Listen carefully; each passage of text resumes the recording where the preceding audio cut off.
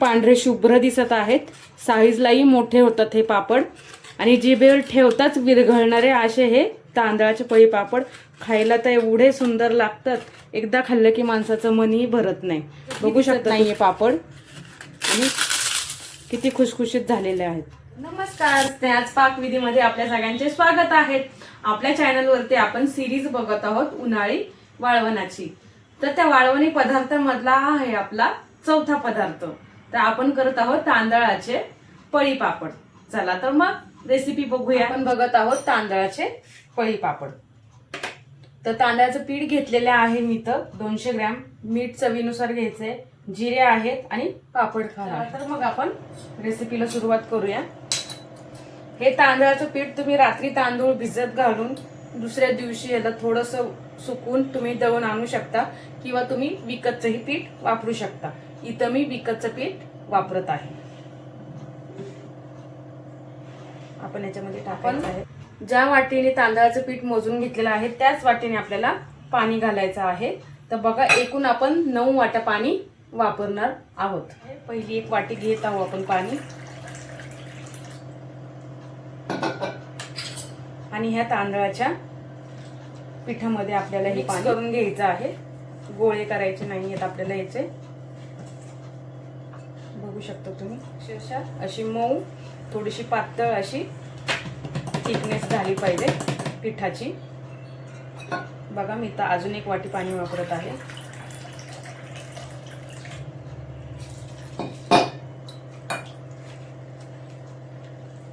Simple recipe आहे, साधी. योग्य प्रमाणात केली तर रेसिपी अगदी छान होणार. बघू शकता तुम्ही, असं आपल्याला फेटून घ्यायचंय आणि एका वाटीमध्ये ह्या तांदळाच्या पिठाच्या भरपूर सारे पापड होऊ शकतात. 50 पेक्षा जास्त पापड आपले होतात.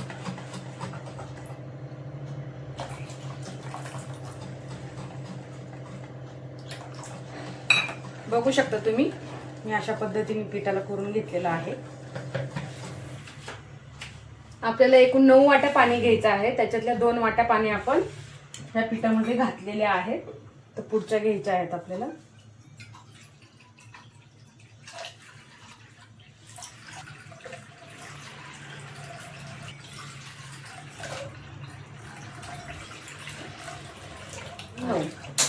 पाणी गरम करायला ठेवायचं आहे. पाण्याला आपल्याला चांगली उकळी आणायची आहे.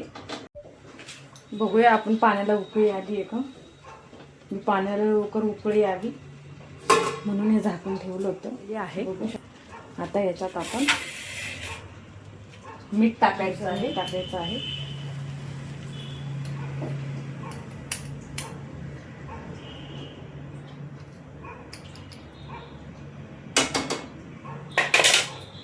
जिरे टाकायचे आहेत.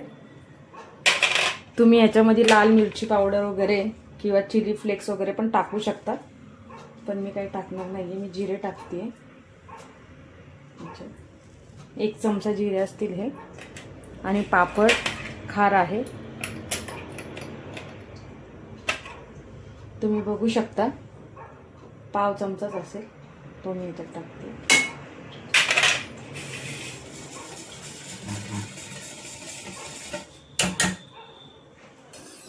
आता आपल्याला जे हे पीठ आहे हे हळूहळू आपल्याला सोडायचं आहे याच्यात.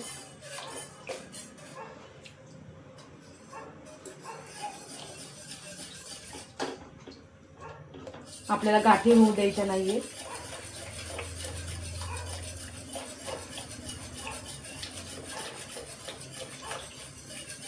बघू शकता तुम्ही, अशा प्रकारे मी याच्यामध्ये पीठ टाकून घेतोय सगळं.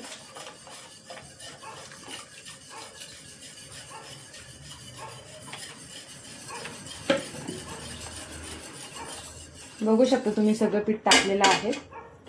आता ह्याला आपल्याला चांगलं शिजू द्यायचं आहे. आता आपलं बॅटर थोडंसं घट्ट व्हायला लागलेलं आहे. आपल्याला याला 20 ते 25 मिनिटं शिजवायचं आहे. आणि आपण याला चांगलं शिजवलं की पापडला चिराही जात नाही पापड छान होतात, पांढरे शुभ्र फुलणारे आणि चवीलाही अगदी सुंदर लागतात. आपल्याला मिश्रण 20 मिनिटं हे करायचं आहे आणि शिजल्यानंतर ना आपल्याला कळतं थोडं पिठावरती थोडीशी शाईन येते, पिठाला चमक येते थोडीशी. चला तर मग आपण याला थोडं शिजवून घेऊ. थोड्या वेळाने मी तुम्हाला दाखवते. बघू शकता तुम्ही पिठाला आता आपल्या चांगली उकळी फुटलेली आहे. बघू शकता थोडी शाईन पण आलेली आहे आणि घट्ट पण झालेलं आहे. आपल्याला अजून थोडं 4 मिनिटं वाफ काढून घेणार आहोत, मग तुम्हाला दाखवते.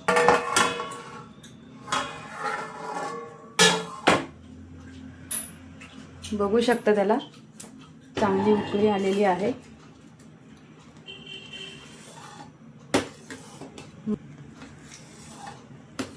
आपण हे विकतचं पीठ घेतलेलं आहे, त्याच्यामुळं आपल्याला हे तांदळाचं पीठ व्यवस्थित शिजवणंही गरजेचं आहे. पीठ शिजलंय आता हे आपल्याला चेक करायचं असेल तर आपण चमचा इथं उलटा घेतलेला आहे. चमच्यावरती आपण अशा प्रकारे पीठ घ्यायचं आहे आणि मधनं अशी रेष मारायची आहे. बघू शकता तुम्ही, जर आपलं हे बॅटर एकत्र झालं, ह्या कडा जुळल्या तर समजायचं आपलं पीठ शिजलेलं नाहीये. पण आपल्या कडा जुळत नाहीये, त्यामुळे दिसते तुम्हाला आतमध्ये तसंच प्लेन आहे.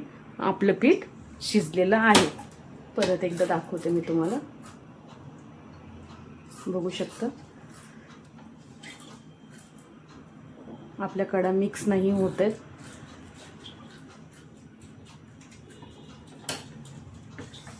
पीठ आपलं चांगलं शिजलेलं आहे. बघू शकता तुम्ही. आता आपण याचा गॅस बंद करूया. किती टायमिंग लागला मी तुम्हाला सांगत आहे. ज्या आपण पीठ गरम पाण्यामध्ये टाकल्यापासून ते इथपर्यंत टायमिंग मला लागलेला आहे 30 मिनिटे लागला आहे. 30 ते 35 मिनिटे मला गेले आहे. जवळपास मी ह्याला 35 मिनिटे लागलेले आहेत आपल्याला. बघू शकता तुम्ही पीठ किती छान शिजलेलं आहे. उकळीसुद्धा त्याला मस्त येत आहे. आता आपण याचा गॅस बंद करायचा आहे. थोड्या वेळ आपण थांबूया 1-2 मिनटं आणि मग आपण याचे पापड घालायला घेऊया, कारण खूप गरम आहे ते. थंड झाल्यानंतर ना ते अजून थोडंसं घट्ट होईल. त्याच्यामुळे आता आपण बास करणार आहोत शिजवायची प्रोसिजर याची. किचन ओट्यावरती प्लास्टिक आतून घेतलेलं आहे आणि आपलं पिठी बघा थंड झाले की ते थोडंसं कसं घट्ट होत आहे. तर मी याच्यावरच तुम्हाला पापड घालून दाखवत आहे.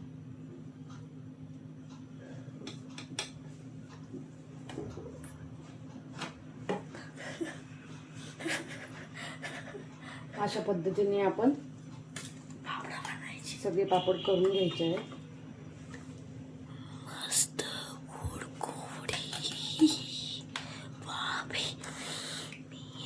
बघू शकता मी खूप पातळी करत नाहीये, थोडं जाडच ठेवत आहे. चला तर मग मी अशा पद्धतीने सगळे पापड घालून घेते. हे पापड घालून झालेले आहेत. एवढे पापड आपले झालेले आहेत. आता या पापडांना आपण 2 दिवस मस्त उन्हात सुकवून घेणार आहोत. तांदळाचे पापड आपले, तांदळाचे पोळी पापड आपले वाळून तयार आहेत. तुम्ही बघू शकता किती छान झालेले आहेत. अतिशय नाजूक आणि सुंदर दिसत आहेत. ह्या पापडांना मी घरातच सुकवलेला आहे. ह्यांना थोडं घरात सुकून मग मी ह्यांना बाहेर 2 दिवस ऊन दाखवलेलं आहे. चला तर मग आता हे तांदळाचे पापड आपण तळून बघूया. आता आपलं तेल आपलं तापलेलं आहे.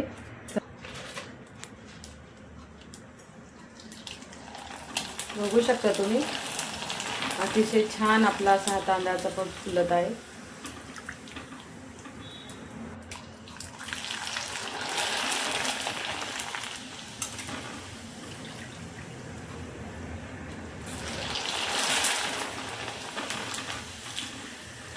बघू शकता तुम्ही किती सुंदर आपले पापड फुगत आहेत.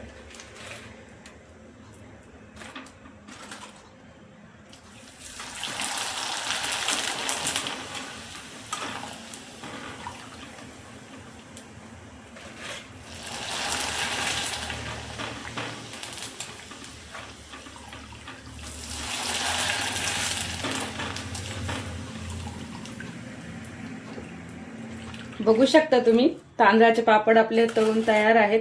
अतिशय सुंदर पापड झालेले आहेत. जिभेवर ठेवताच विरघळणारे असे हे तांदळाचे पळी पापड आहेत.